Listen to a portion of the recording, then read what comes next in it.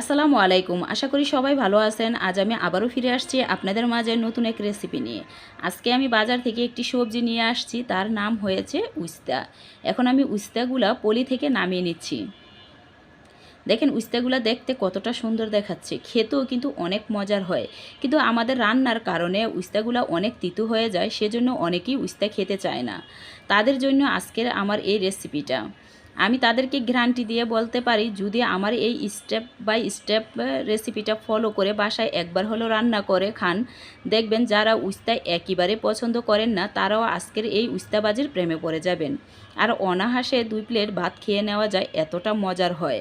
আজকের উস্তাবাজিটা করে নেওয়ার জন্য 250 গ্রাম উস্তা নিয়েছি, তার সাথে 2টা আলু দিয়ে উস্তাটা চিকুন করে কেটে নিচ্ছি। তো দেখেন আমি চিকুন করে কেটে নিয়েছি, আর উস্তার ভিতরে যে বিচি ছিল সেই বিচিগুলো ফালাই তারপরে আমি কেটে নিয়েছি। আপনারা যদি আরও চিকুন করে কাটতে পারেন তাহলে কেটে নেবেন, দেখতেও সুন্দর লাগবে আর বাজি করতে সময়টা কম লাগবে।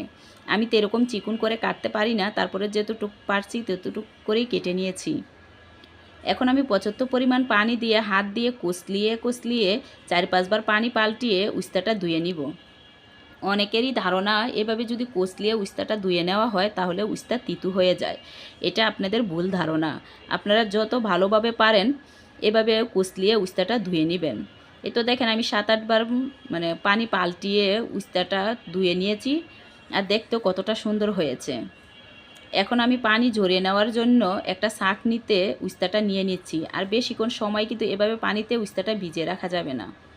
তো দেখেন আমি একটা ছাঁকনিতে উস্তাটা নিয়ে নিয়েছি, আর এই প্রসেসিংটা কিন্তু অবশ্যই ফলো করবেন। এই পর্যায়ে যে উস্তার সাথে কোনো পানি না থাকে, পানিটা যে ভালোভাবে ঝরে যায়। আর যদি পানি থাকে উস্তাতে তাহলে কিন্তু অবশ্যই ভাজিটা তিতো হয়ে যাবে।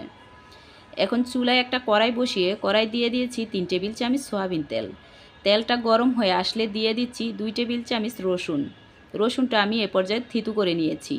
এখন আমি রসুনটা লাল হয়ে আসা পর্যন্ত কিছুক্ষণ সময় নিয়ে নেড়ে ভেজে নিচ্ছি। কিছুক্ষণ নেড়ে ভেজে নেওয়ার পরেই দেখবেন রসুনটা এরকম লাল হয়ে আসছে। এ পর্যায়ে দিয়ে দিচ্ছি 1 কাপ পেঁয়াজ কুচি। উস্তা ভাজির সাথে কিন্তু পেঁয়াজটা একটু বেশি দিলেই খেতে ভালো লাগে। আপনারা চেষ্টা করবেন পেঁয়াজটা একটু বেশি করেই দেওয়ার জন্য। আর পেঁয়াজটা কিন্তু এ পর্যায়ে আমি লাল করে ভেজে নিব না, হালকা একটু ভাজা হয়ে আসলেই হবে। পেঁয়াজটা একটু নরম হয়ে আসলেই হবে। এ পর্যায়ে দিয়ে দিচ্ছি 7-8টা কাঁচামরিচ আমি মাঝখানটা ফালি করে, তাতে করে ভাজিটা একটু ঝাল ঝাল হবে, খেতে ভালো লাগবে। আর যারা ঝাল পছন্দ করেন না তারা এই পর্যায়ে মরিচটা আস্ত দিয়ে নেবেন। এখন দিয়ে দিচ্ছি কেটে রাখা উস্তা।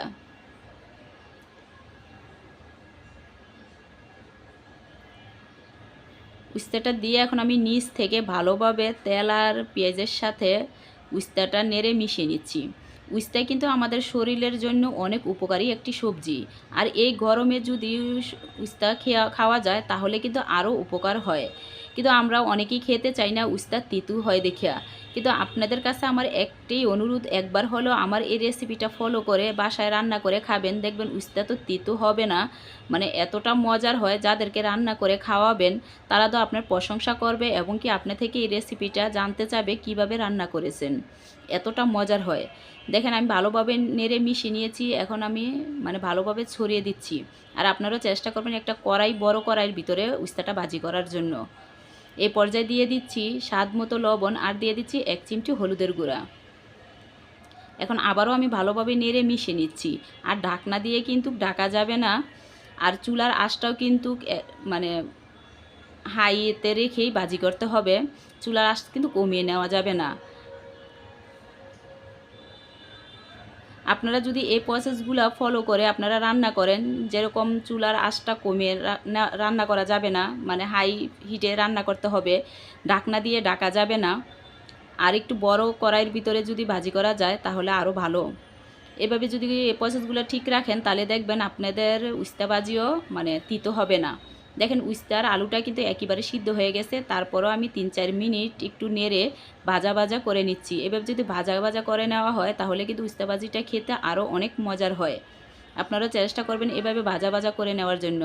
আর একবার হলো আমার এই রেসিপিটা ফলো করে আপনারা বাসায় এই উস্তাটা ভাজি করে খাবেন, আশা করি আপনাদের অনেক ভালো লাগবে। আর একবার যদি আপনারা এই উস্তাটা ভাজি করে খান, দেখবেন প্রতিদিনই আপনারা আপনাদের রেসিপিতে এই উস্তা ভাজিটা রাখবেন, এতটা মজার হয়।